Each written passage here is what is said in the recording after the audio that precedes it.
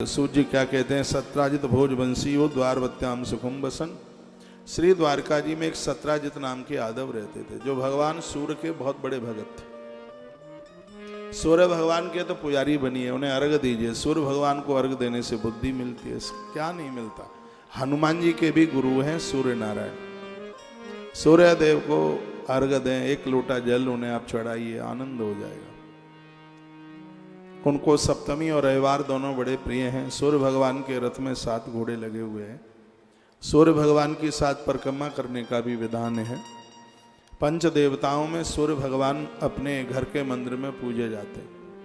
जहाँ दुर्गा मैया, गणेश जी, सालग्राम और भगवान महादेव पूजते हैं, वहीं पर पूजा भगवान सूर्य देव की होती है, भगवान सूर्य नारायण की होती है। पंचदेव उपासना में अपने आप को जोड़िए। तो कहा गया सूर्य से आराधने युक्तो भक्तश्च परमा सखा। सूर्य भगवान इतने प्रसन्न हो गए, उन्होंने अपने मित्र को एक ऐसी मणि दे दी सत्राजित को, जो रोजाना 8 भार सोना देती है। एक भार में 20 किलो होता है। 20 किलो 160 किलो सोना रोज देती है मणि। सूर्य भगवान ने ऐसी मणि अपने मित्र को, अपने भक्त को मणि दे दी, श्री सत्राजित को। सत्राजित जी उस मणि को कंठ में बांध करके चलते थे। एक दिन वह उस मणि को बांध करके कृष्ण मूच समभ्येन सुधर्मा या अवस्थितम, भगवान अपनी सभा में बैठे हुए थे और वहीं पर श्री सत्राजित का आना हो गया। सत्राजित को देख करके सबको लगा कि आज मृत्यु लोक में भगवान भास्कर उतर के आ गए, इतनी चमक थी। तो सब लोगों ने खड़े होकर स्वागत किया। भगवान श्री कृष्ण भी खड़े हुए। भगवान कृष्ण ने कहा सूर्य नारायण नहीं है, ये हमारे काका जी सत्राजित पधारे। कृष्ण ने बैठने को स्थान दिया, जगह दी। बड़े पुण्य बढ़ते हैं यदि किसी के लिए हम अपनी बैठी हुई जगह खाली कर दें, बहुत पुण्य बढ़ते हैं। किसी का आदर करें, किसी का सम्मान करें। आप बस में हैं, रेल में हैं, कोई वयोवृद्ध हैं, वह खड़े हैं। वैसे भी हमारी नीति कहती है कि वृद्धों का आदर करने से आयु बढ़ती है, उम्र बढ़ती है, उन्हें स्थान दीजिए। कोई गर्भिणी नारी है, उसको स्थान दीजिए। कोई रोगण है, कोई रोगी है, उसे स्थान दीजिए। आप गाड़ी में अकेले जा रहे हैं और आपकी गाड़ी में जगह है, तो जरूरतमंद लोग हैं, उन्हें उतार दीजिए। यह भी आपको पुण्य के लिए एक बहुत बड़ा सत्कर्म हो जाएगा। कल मेरे पास जम्मू से एसपी महोदय की गृहिणी थी, शर्मा जी की पत्नी, वो एसपी हैं। तो वो मुझे बोले महाराज जी कोई ऐसे तो नहीं है जो जम्मू जा रहे हो, हमारी गाड़ी में जगह है और हम उनको वहाँ उतार देंगे। नहीं, उनको क्या पड़ी थी, लेकिन सत्संग का ये बहुत बड़ा प्रभाव है। आज ये बात सुन रहे हैं और कभी सड़क पर आप जाते हैं रिक्त खाली, और कोई आपको दिखाई देता है, किसी ने हाथ दिया, तो आप उसे बैठाए बिना मानेंगे नहीं, बिल्कुल नहीं मानेंगे। ये हमारे ग्रंथ हैं, वो बड़ी अद्भुत अद्भुत बातों का वर्णन करते हैं। एक जीवन जीने की बात करते हैं, जिंदगी जीने की बात वह सिखाते हैं। आपके मध्य में कोई पूज्य आते हैं, बंदनी आते हैं, तो खड़े होकर उनका आदर कीजिए, उन्हें बैठने के लिए जगह दीजिए, स्थान दीजिए। घर पर जब कोई आता है तो 9 बातों का ध्यान रखा जाता है। अतिथि सेवा में 9 बातें देखी जाती हैं। एक तो जब कोई आता है तो अंदर छिपिए मत, बाहर आइए उनके स्वागत के लिए, उन्हें देख करके मुस्कुरा जाइए।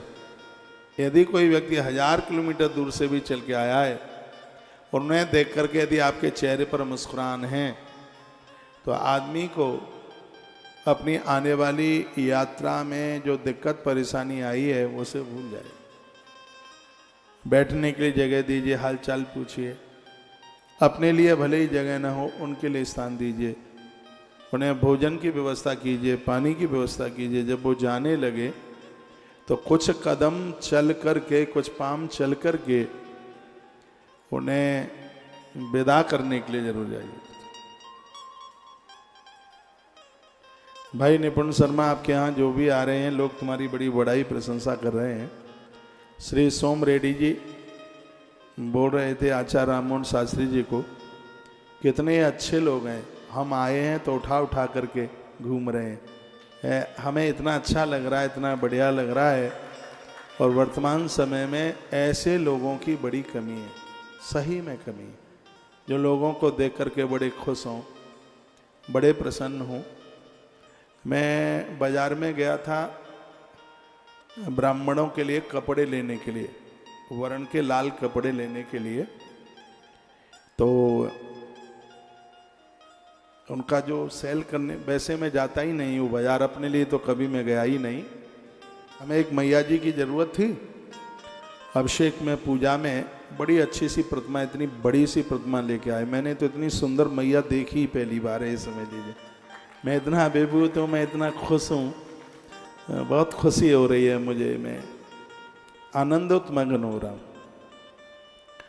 तो ब्राह्मणों के कपड़े लेने के लिए मैं दुकान में अंदर चला गया, तो कपड़े का मोल भाव किया, धोतियाँ लेनी थी। तो उन्होंने कहा ये महाराज जी 380 रुपये की धोती है, उसका ऊपर का पटका बटका था वो अलग था, दूसरा 380 की उसने बताया। हमने कहा हमें मोल भाव तो करना आता नहीं है, अब तुम ही देख लो कितने की होगी। तो कहता है आप बाबा जी हैं, आप आए, हम 350 रुपये की एक धोती तुम्हें दिए देते हैं। फिर वो काउंटर पर उनका मालिक होगा, कौन होगा, तो वो उसका हिसाब बनाने को जा रहा था। तो वो बोलता है कि महाराज जी धोती तो 420 रुपये की है, उन्होंने गलती से आपको 380 की बता दी है, लेकिन ना हमें कोई प्रॉफिट चाहिए ना कुछ भी चाहिए, आप यहाँ आए हैं, ये धोती हम आपको 297 रुपये की लगाएंगे। पूरा बिल बनने के बाद की बात है ये। मैं उन्हें बोल रहा था कि इस समय इस देश में आप जैसे लोगों की कमी है, आप जैसे लोग हैं ही कहाँ हैं, कहाँ हैं, नहीं तो लोग कहाँ, पैसे के पीछे मरते हैं लोग कौन किसका आदर कर रहा है, कौन किसकी इज्जत कर रहा है। अरे भाई अपना खास आ जाए कोई तो ऐसा लगता है कि उसके ऊपर कोई आफत आ गई है, कोई बादल टूट के गिर पड़ा है। हमारे ग्रंथ कहते हैं आवे अतिथि द्वार पर करो सकल सम्मान, ना जाने किस भेष में आ जावे भगवान, पता नहीं ईश्वर कौन से भेष में चल करके आ जाए। श्री रेड्डी जी आपकी इतनी बड़ाई कर रहे हैं, कल हम देख रहे थे वो बार बार ये बहन कहती हाँ इधर आ जाओ, इधर आके बैठ जाओ, इधर आ जाओ। ये अपनत्व, आत्मीयता, कौन किसके यहाँ आता है, कौन के पास इतना टाइम है, कौन किसके यहाँ जाता है। लोगों को देख करके प्रसन्न होइए, मुरझाइए मत, फूल की तरह खिल जाइए। पता नहीं ईश्वर ही कौन से रूप में चलकर तुम्हारी देहली पर तुम्हारे ऊपर करुणा का सावन बरसाने के लिए आ जा। प्रसन्न हुई है लोगों को देख करके। आया अतिथि द्वार पर नहीं किया सम्मान, सकल धर्म मिट जात है कहे स्कंध पुराण। दरवाजे पर आने वाले आगंतुक अतिथि का यदि आदर नहीं हुआ तो स्कंद पुराण भी कहता है कि आपने यदि कई गायों का भी दान किया होगा तो पुण्य क्षीण हो जाएगी। घर में उदारता से इतना भोजन प्रसाद बनाइए कि सुबह का भोजन रात्रि तक आपकी रसोई में बना रहे। कुछ लोग नाप करके एक मुट्ठी आटा भी ज़्यादा ना हो जाए, इतने कंजूस मत बनिए, उदार बनिए, उदार बनिए। बड़ी अद्भुत यह कथा है। भगवान ने खड़े होकर आदर किया। सत्राजित काका जी को बैठने को जगह दी और कृष्ण पूछने लगे काका आप कैसे हैं। सत्राजित ने कहा, सत्राजित अभिमान के साथ बोले, आप भजन करते हैं अच्छी बात है, आप तप करते हैं अच्छी बात है, आप व्रत करते हैं अच्छी बात है, लेकिन भजन का अभिमान आ जावे, सत्कर्म का अभिमान आ जाए तो ठीक नहीं है। सत्राजित ने कहा हम शौर्य के भगत हैं, हमारे पास एक ऐसी मणि है जो रोजाना सोना देती है, 8 भार सोना रोज देती है। एक भार में 4 पसेरी सोना होता है। 4 पसेरी जानते हैं, पुरानी भाषा है। 4 पसेरी का मतलब है आधा मन। आधा मन का मतलब है 20 किलो, 20 केजी, 20 किलो सोना, 160 केजी सोना नित्य यह मणि देती है और यह सूर्यदेव ने मुझे दी है। भगवान ने कहा काका यदि कोई चीज़ अपनी ज़रूरत से ज़्यादा होती है तो विनाशकारी हो जाती है। इसलिए क्यों नहीं, देखो कितनी सुंदर बात भगवान बोले हैं, यदि किसी वस्तु का संग्रह किया जाएगा अपनी जरूरत से ज़्यादा है तो अपने लिए बिल्कुल शुभ नहीं है। इसलिए तुम इस मणि को द्वारका के राजकोष में रख दो, जिससे प्रजा का ठीक से पालन होता रहेगा। तो सत्राजित ने मना कर दिया, कहा नहीं ऐसा कभी नहीं होगा, वो नहीं हो सकता कभी, तप हमने किया है और वो कभी नहीं हो सकता। भगवान नहीं कुछ बोले। और याद रखना, जो वस्तु ईश्वर के काम नहीं आएगी, भगवान के काम नहीं आएगी, वो वस्तु जानलेवा हो जाएगी। इसी संदर्भ में इसी कथा को कहा जा रहा है, भगवान को तो मणि मिली नहीं, लेकिन जब उसके भाई ने से मांगा था, सत्राजितो भ्राता प्रसन्नो नाम करिए चत, ये कथा भागवत में भी है, लेकिन देवी भागवत में जो कथा है बहुत विस्तार पूर्वक है। प्रमुख रूप से कथा देवी भागवत की ही है। भागवत जी में तो वह एक परीक्षित राजा को मुक्ति के लिए कथा में रखती है, वैसे कथा देवी भागवत की है। कंठे बद्वा मणिम सद्यो यह मारुये सेंधवम, कंठ में मणि धारण करता हुआ प्रसेन, जो कि सत्राजित का भाई है, वन में गया तो जंगल में यह हुआ कि मृग्यार्थम वनम यासात रीक्षा या मृगाधिपा, पहले तो प्रसेनम सही हत्वा सिंहो जगरायतम मणि में एक सिंह ने उसे मार डाला। प्रसेन को एक शेर ने, जंगली जानवर ने, जंगली पशु ने उसे मार डाला। ये वही मणि है जो भगवान के काम नहीं आई, एक की मृत्यु हो गई। जो चीज भगवान के काम नहीं आएगी वो हमारे लिए कभी शुभ हो ही नहीं सकती।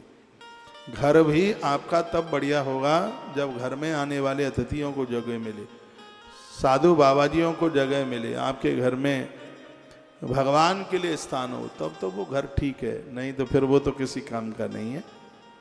तो आप जब भी घर बनाते हैं तो ऐसा नहीं है कि हम और हमारे बच्चे सब खुश रहें, उनको रहने को जगह मिल जाए, नहीं, वो तो आप किराए से भी रह सकते हैं। यदि आप मकान बनाने के लिए जा रहे हैं तो सबसे पहले कहिए इसमें हमारे माता पिता को जगह मिले। द्वारका का निर्माण भगवान कृष्ण ने कराया, तो सबसे पहले मैप में, नक्शे में श्री विश्वकर्मा जी को भगवान बोले एक ऐसी जगह बनाइए जहाँ पर मेरी माँ यशोदा, मेरी माँ देवकी, नंद बाबा और मेरे पिताजी वसुदेव जी, फिर मेरे नाना जी हैं उग्रसेन, बहुत आनंद के साथ रह सकें, उनके लिए ऐसा स्थान बनाइए। वर्तमान समय का दुर्भाग्य है, सबके लिए घर में जगह मिल जाती है, माता पिता के लिए जगह नहीं मिलती, और फिर जन्मपत्री लेके घूमते हैं, वास्तु दोष खत्म नहीं होता। कहाँ से खत्म होगा? मैं गुड़गांव में था, किसी परिवार में एक छोटा बच्चा था, 7 साल का होगा, बच्चे बड़े होशियार होते हैं। मैंने ऐसे इस बच्चे को पूछ लिया, बेटा बड़े होके क्या बनोगे? तो उसने कहा इंजीनियर बनूंगा। मैंने कहा बेटा इंजीनियर बन के क्या करोगे? उसने कहा गुड़गांव में फ्लैट खरीदूंगा। वो बच्चा बोला, छोटा सा ही था। मैंने ऐसे ही पूछ लिया, बेटा फ्लैट में किसको रखेगा? बोलता है मैं रहूँगा, मेरी पत्नी रहेगी और मेरे 2 बच्चे रहेंगे। वो बच्चा बोला, मैंने कहा बेटा तुम्हारे मम्मी पापा नहीं रहेंगे? कहा इनको नहीं रखूँगा। वो माता पिता पास में ही थे। कहा इनको नहीं रखूँगा। मैंने कहा बेटा क्यों? 7 साल का बच्चा, आप विश्वास कीजिए, वो रो पड़ा, उसकी आंख में आंसू थे, फुपक फुपक करके रो रहा था। कहता है मैं इनको इसलिए नहीं रखूँगा क्योंकि मेरे दादा दादी को इन्होंने नहीं रखा है अपने संग, इसलिए। बच्चे कितना समझते हैं। आप ये मत सोचना कि बच्चे कुछ जानते नहीं, बच्चे वही करेंगे जो वो देखते हैं। वो कहता है कि हमारे दादा दादी इतने अच्छे हैं, इतने बढ़िया हैं, मैं धोखे से उनसे मिलने के जाता हूँ, पीछे की गली में वो रहते हैं, वो बूढ़े हो गए, मेरा इंतज़ार करते हैं, मेरे लिए खीर बना करके देते हैं, और मेरी मम्मी उनकी बुराई करती है, मेरी दादी फिर भी मेरी माँ के हाल चाल पूछती है। बच्चा रो रो करके ये कहता है। और आप विश्वास करें, वो छोटे हुए बच्चे की इतनी बात का असर हुआ, शायद किसी गुरु की बात का असर भी ना हो। वो नारी रोती हुई गई और अपने सास ससुर को मना करके ले आई, और आज बड़े आनंद के साथ। तो आप मकान बना रहे हैं, उसमें वृद्धों के लिए, आने वाले अतिथियों के लिए जगह। बहुत लोगों के मुंह लटक जाते हैं, कोई आ जाए, कोई रिश्तेदार आ जाए, कोई संबंधी आ जाए, और सास से मिलता जुलता कोई आ जाए तो फिर तो बॉडी में इंजेक्शन में थोड़ी सिरिंज में खून लिया जावे तो उतना भी नहीं निकलेगा बॉडी में से। यदि कोई सास ससुर से मिलते जुलते, यदि उनके संपर्क के यदि कोई रिश्तेदार आ गए हाँ, यदि अपनी बहन का बेटा आ गया या अपने भैया का बेटा आ गया तो उसके लिए तो पूरा मकान खाली कर देंगे। यदि सास ससुर के माध्यम से कोई आ गया है, फिर घर में जगह नहीं है।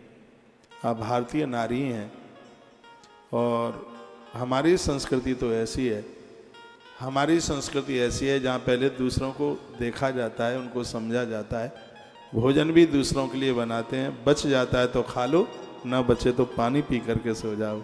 ऐसी संस्कृति सनातन की ही हो सकती। ऐसी संस्कृति में हम और आप लोग जन्मे हुए। अच्छा सा मंदिर बनाओ घर में, भगवान को बिठाओ। आपको अभ्यास नहीं है, ठाकुर जी की पूजा, भगवान की पूजा करने में बहुत आनंद होता है।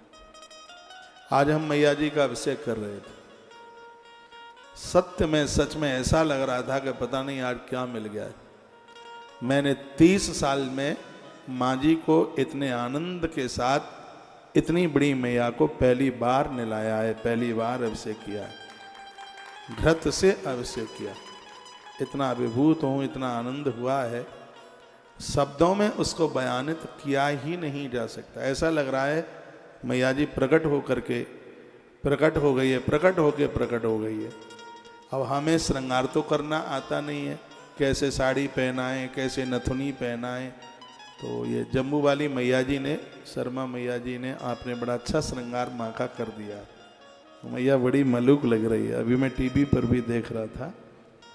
आप अपने घर में एक मंदिर बनाइए। शायद आप यदि हमें टीवी पर सुनते हों तो मैंने कई बार ये कहा है, यदि आपको मंदिर, घर के मंदिर देखने हैं तो कभी जम्मू कश्मीर की तरफ चलिए, कटरा की तरफ चलिए। यहाँ हर घर में 10 बाई 12, 12 बाई 16 का कमरे में पूरा भव्य मंदिर मिलेगा। ऐसा कहीं दूसरी जगह मिलता नहीं है। मैं यहाँ गया हूँ 2 साल पहले, क्या है, रियासी है, रियासी में मैं 10 घरों में गया। इतने सुंदर मंदिर, जम्मू में मैं कई घरों में गया, इतने सुंदर मंदिर। आपके यहाँ भी, मैं डॉक्टर साहब के यहाँ गया था, बड़ा बढ़िया मंदिर। ये बिटिया तान्या का कल देखा, बड़ा अद्भुत मंदिर। ये मैंने खुश करने के लिए नहीं, मैं आपको एक संदेश देने के लिए बात कह रहा हूँ। मंदिर तो भव्य होना चाहिए। घर की हकीकत का पता 3 जगह से लगता है, एक मंदिर, एक रसोई और एक घुसल खाना। घुसल खाने से संस्कारों का पता लगता है, रसोई से खान पान का पता लगता है, आप लोभी हैं कि कंजूस हैं, और मंदिर से हमारे संस्कारों का पता लगता है। बिटिया के लिए संबंध करने को जाओ तो ये तीनों चीजें देखो उसकी। उसका बाथरूम जरूर देखिएगा, वहाँ से संस्कारों का पता लगेगा। देखोगे वाशबेसन साफ सुथरा है कि नहीं, मग्गा लुढ़कता लुढ़कता टॉयलेट के पास चक्कर लगाता रहता है, कमर के नीचे के कपड़े 3-3 दिन तक पड़े रहते हैं, ये वहाँ के संस्कारों का पता लगता है। रसोई, आप कितने उदार हैं, खान पीन में आप कितने मजबूत हैं, वहाँ से पता लग जाएगा। ऐसा नहीं है सिर्फ बर्तन भाड़े ही वहाँ बज रहे हैं, दूध दही है कि नहीं, दाल चावल पुराने हैं कि नहीं, खूब भरा हुआ। मुझे तो अच्छा नहीं लगता है कि आप 250 ग्राम दाल लेकर के चलते हैं। ये तो नया पुराना मिलता रहे। और मंदिर भी खुशबू आती रहे मंदिर में। कभी गूगल जलाइए, कपूर जलाइए, लोहावान जलाइए, ये धुआं होता रहे घर में, ज्योतें जलती रहें, घंटा घड़ियाल बजते रहें। और मैं कहूँगा यदि आप 1 घंटा भी 24 घंटे में से भगवान को नहीं दे सकते तो कहा जाएगा आप बहुत नंबरी स्वार्थी लोगों में से एक है। जो ईश्वर इतनी बढ़िया जिंदगी हमें और आपको दिए है और हम उसके लिए 1 घंटा जीवन में ना निकाल पाए, कम से कम 1 घंटा आप उसके लिए जरूर निकालिए। उसके मंदिर में बैठ कर के बड़ा सुकून मिलता है, उसके मंदिर में बैठ कर के बहुत शांति मिलती है। आइए मैं प्रसंग में लौट करके आ रहा हूँ। सत्राजित का भाई प्रसेन मृगार्थम वनम यशाद, उसकी मृत्यु वन में हो गई। रीछ उस मणि को लेकर के सिंह आगे चला तो रीछ का युद्ध हुआ और युद्ध में रीछ जीत गया और वो मणि को लेकर के आगे बढ़ गया। सतुम मणिम सत्पुत्राय क्रीणार्थ मतात, प्रभु उसने अपने बच्चे को मणि खेलने के लिए दे दी। जब प्रसन्न नहीं आया तो सत्राजित को लगा कि कृष्ण ने मुझसे मणि मांगी थी, कहीं कृष्ण ने मेरे भाई का वध तो नहीं करा दिया। इतने दिन हो गए मेरा भाई आया नहीं, पता लगाया कहीं पता लगता नहीं है। सत्राजित ने अपनी पत्नी को ये बात कही, लगता है कि कृष्ण ने मेरे भाई का वध करा दिया। अब तो बात बिना अखबार के पूरे एरिया में, पूरे क्षेत्र में विस्तरित हो गई। रुक्मिणी माता के पास तक ये बात पहुंच गई। माता रुक्मिणी ने भगवान श्री कृष्ण को कहा कि आपको ऐसा नहीं करना चाहिए था, और आपने मणि के लिए काका प्रसेन की हत्या करा दी। कृष्ण बोले, मैंने हत्या करा दी? ये देवी भागवत की कथा है, मुझे तो जानकारी भी नहीं है, मुझे तो पता भी नहीं है। कृष्ण ने मन में विचार किया, ये ऐसा हुआ कैसे? उसी समय नारद जी आ गए। नारद तो समाधान है, गुरु है ना नारद, और हमारे जीवन का समाधान गुरु करता है। इसलिए गुरुजनों को समाधान की डायरी कहा गया है। गुरुर ब्रह्मा गुरुर विष्णु गुरुदेवो महेश्वरः, गुरुर साक्षात परम ब्रह्म तस्मै श्री गुरुवे नमः। गुरु ब्रह्मा नहीं है, ब्रह्मा से ऊपर है। गुरु विष्णु नहीं है, विष्णु के ऊपर है। गुरु रुद्र नहीं, उसके ऊपर है। गुरु परम ज्योति है। गुरु को सबसे ऊपर इसलिए कहा गया, जिस देवताओं को हम पूजते हैं उनकी भी जानकारी हमें हमारे गुरु ने दी।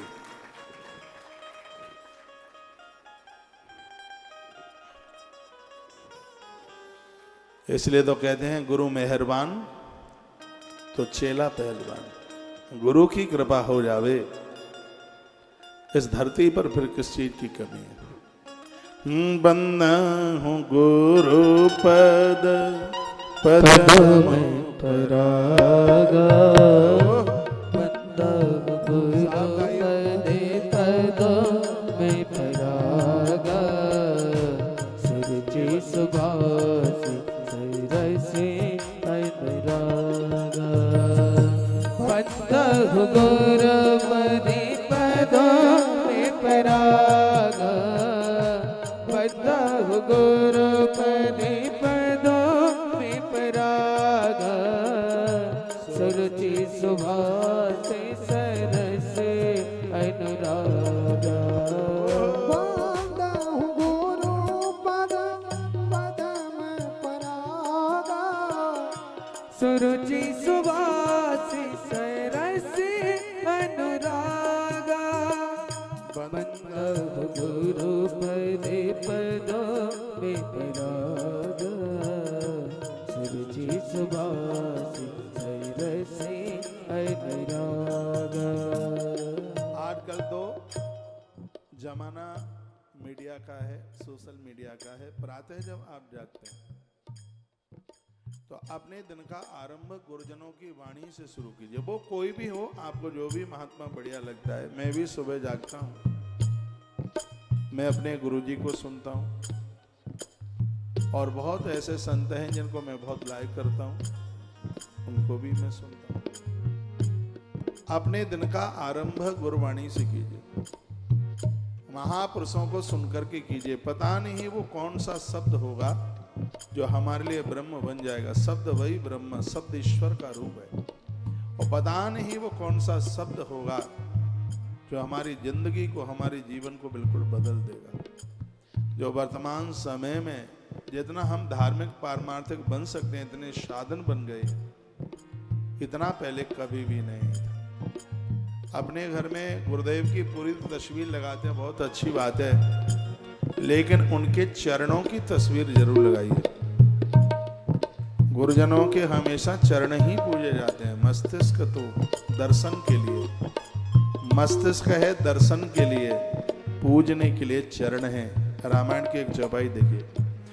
श्री गुरु पद नख ज्योति, श्री गुरु पद नख बने गण ज्योति, सुमिरत दृष्टि ही होती।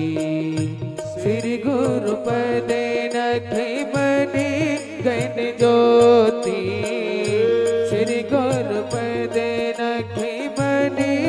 घन ज्योति सुमिरत द्रव्य दृष्टि ये होती पदम परागा सुरुचि सुभाषित रस अनुरागा गुरु पदे पदों में परागा सुरुचि सुभाष सैरसे अनुरागा गुरु पदे पदों में परागा सुरुचि सुभाष सैरसे अनुरागा। गुरुदेव के ऊपर लगाया गया। भगवान ने पूरे द्वारका के लोगों को इकट्ठा किया और वो खोज में चल पड़े। भगवान ऐसी खोज में निकले कि बहुत लंबे समय तक उनका आगमन नहीं हो पाया। अब ये कथा यहाँ मोड़ ले रही है। लोग भी इंतजार प्रतीक्षा करते हुए सब चले आए थे। वसुदेव जी महाराज रो रहे थे, रुदन कर रहे थे। इतने में क्या हुआ, आकाश मार्ग से देवसी नारद जी धरती पर उतरते हुए दिखाई दी। ये कथा देवी भागवत की। नारद ऐसे संत हैं जो मृत्यु लोक में रहते हैं और शरीर सहित ऊपर के लोकों में भ्रमण करने के लिए जाते हैं। जैसे ही देवर्षि नारद जी का आगमन हुआ, वसुदेव जी देख रहे थे, वो खड़े हो गए। उन्होंने बड़ा आदर किया, बैठने को जगह दी। देखा नारद जी ने कि वसुदेव जी की आंख में आंसू थे। पूछा गया तुम दुखी क्यों हो? तब उन्होंने कहा कि हे गुरुवर, क्या बताऊं, मेरा पुत्र कृष्ण घर से चला गया है। ऐसी ऐसी घटना घटी है। प्रसेन का वध हुआ था, उसकी खोज में वो निकला और अभी तक उसकी वापसी हुई नहीं है। नारद जी कहते हैं, पुत्र प्राप्य यदुसृष्टे, यदि तुम्हें अपना पुत्र चाहिए तो देवी आराध्य अंबिका, बच्चों की रक्षा करने वाली माँ भगवती जगदम्बा है। बहुत ध्यान से सुनो इस बात को। आप नवरात्रा का व्रत कर रहे हैं, अनुष्ठान कर रहे हैं, ज्योत आपने जलाई है तो सिर्फ अपने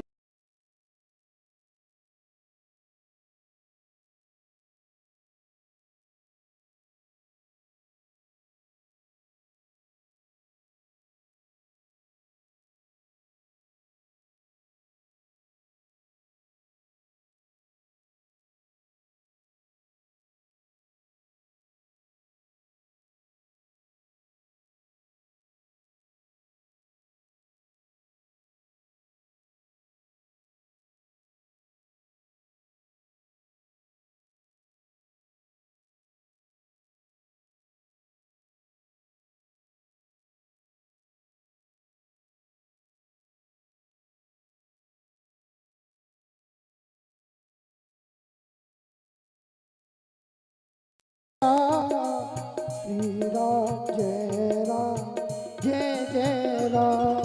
श्री राम जय राम जय जय राम। श्री राम जय राम जय जय राम। क्या सुंदर बात कही है। नारद जी कहते हैं, पुत्र प्राप्त यदुश्रेष्ठा देवी आराध्य अंबिका, यदि आपको अपना बेटा चाहिए तो माँ भगवती जगदम्बा की आराधना कीजिए। आप उपवास किए हैं, व्रत किए हैं, कथा सुन रहे हैं, तो इसका मतलब है ये पूरा पुण्य आपकी बच्चों को, आपकी औलाद को लगने वाला है। और इस बात को कोरे कागज पर लिख लेना। माता रानी की उपासना करने से औलाद की उम्र बढ़ती है, बच्चों की तरक्की मिलती है। आपके बेटे परदेश तक गए हैं, बहुत ऊंचाई मिली है। आप ये मत सोचना कि सिर्फ इसमें बच्चों का पुरुषार्थ ही है, सिर्फ उनकी मेहनत से हो गया है। नहीं, इसमें भगवत कृपा और इसमें आपका तप है,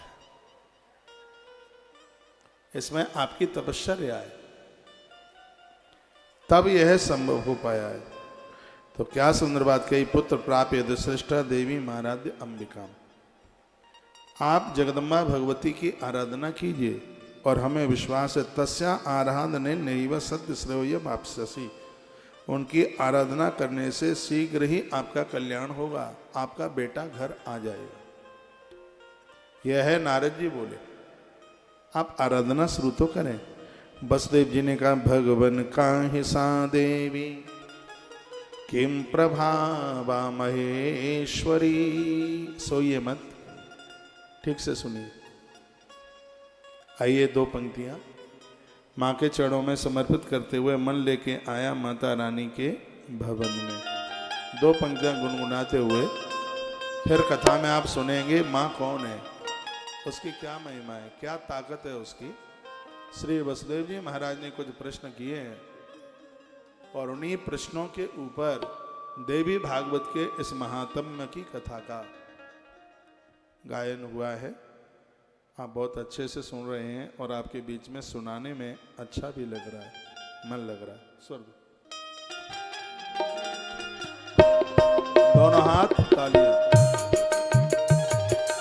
मन लेके आया माता रानी के भवन में, मन लेके आया माता रानी के भवन में, मन लेके आया माता रानी के भवन में। बड़ा सुख पाया, बड़ा सुख पाया अम्बे रानी के भवन में।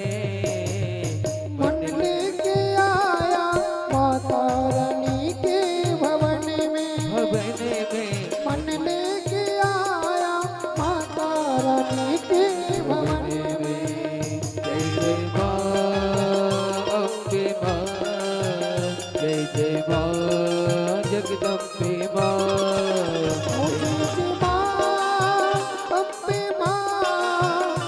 जय जय माँ अम्बे माँ,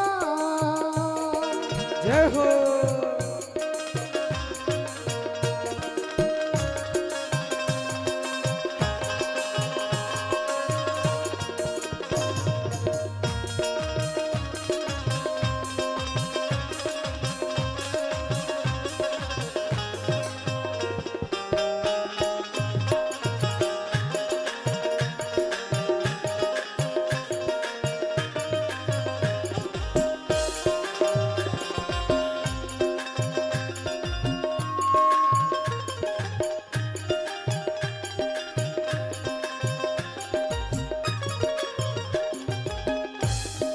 जानो वैष्णो माता तेरे ऊंचे भवन की माया है। लो तेरे क्रोध में आके मातों ने त्रिशूल उठाया।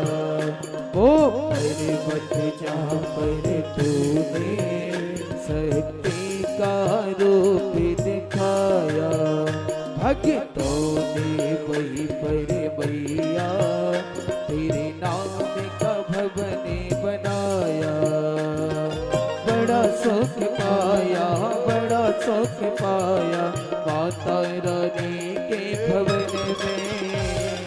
मन लेके आया माता रानी के भवन में, भवन में मन लेके आया माता रानी के भवन में।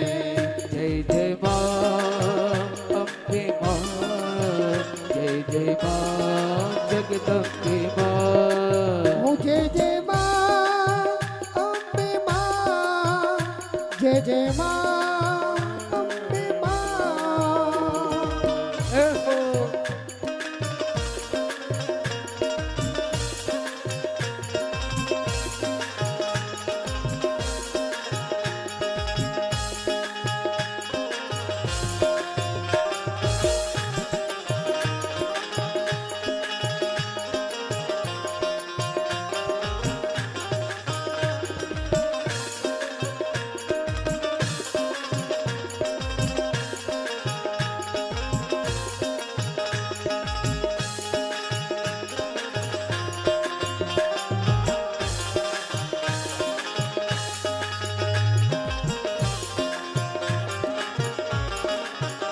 तेरी तीज ने ज्वाला मैया जब उजियारा फैलाया। तेरे नंगे पैरों तेरे दरबार में मैं आया। तेरी जगमग ज्योत के से शीश झुकाया, तेरे भवन की शोभा देखी, सोने का छत्र चढ़ाया। बड़ा सुख पाया, बड़ा सुख पाया, अम्बे रानी के भवन में। मन लेके आया माता रानी के भवन में, भवन में मन लेके आया माता रानी के भवन में। जय जय माँ अम्बे माँ, जय जय माँ अम्बे माँ, जय जय माँ अम्बे माँ, जय जय माँ जगदम्बे माँ।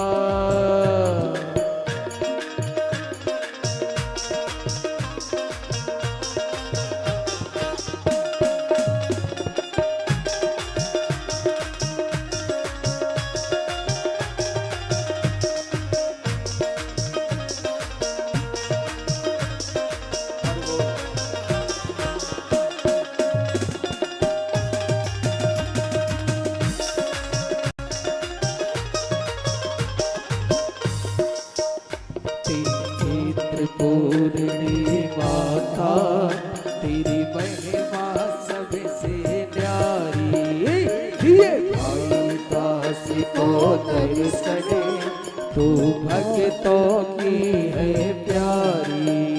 जो तेरे तेरा चिंतन तू चिंता हर दे सारी, तेरे भवन से झोली भर के जाते हैं सभी पुजारी। बड़ा सुख पाया, बड़ा सुख पाया, अम्बे रानी के भवन में। मन लेके आया माता रानी के भवन में, भवन में मन लेके आया माता रानी के भवन में। जय जय माँ अम्बे माँ, जय जय माँ जगदम्बे माँ, जय जय माँ अम्बे माँ, जय जय माँ जगदम्बे माँ।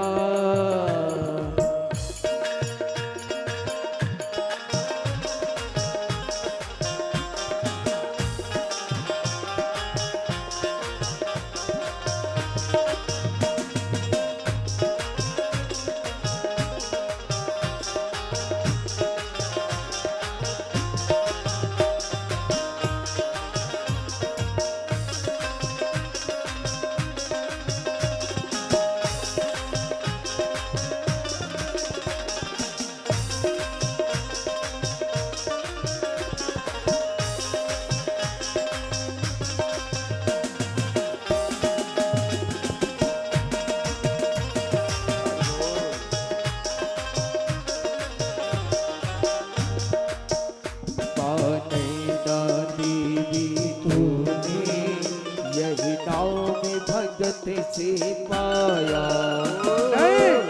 गुजर को तूने सपने में तरस दिखाया। आदेश से तेरी उसने तेरा मंदिर भी बनवाया। जीवन भर बैठ भवन में माँ तेरा ही गुण गाया।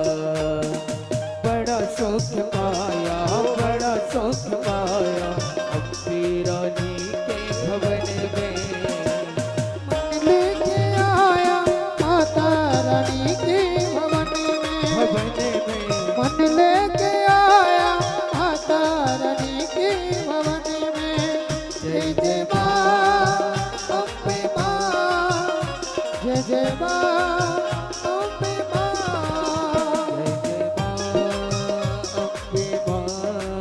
जय जय माँ जगदम्बे माँ। जय जय माँ अम्बे माँ, जय जय माँ अम्बे माँ, जय जय माँ जगदम्बे माँ। जय जय माँ अम्बे माँ, जय जय माँ जगदम्बे माँ। लेके आया माता रानी के भवन में लेके आया माता रानी के भवन में। बड़ा सुख पाया अम्बे रानी के भवन में मन लेके आया माता रानी के भवन में मन लेके आया माता रानी के भवन में। जय जय माँ अम्बे माँ, जय जय माँ जगदम्बे माँ। जय जय माँ अम्बे माँ, जय जय माँ अम्बे माँ। जय जय माँ अम्बे माँ, जय जय माँ जगदम्बे माँ। मेरी माँ, मेरी माँ पहाड़ा वाली है, जो द्वारावली है। मेरी माँ, मेरी माँ, मेरी माँ, मेरी माँ।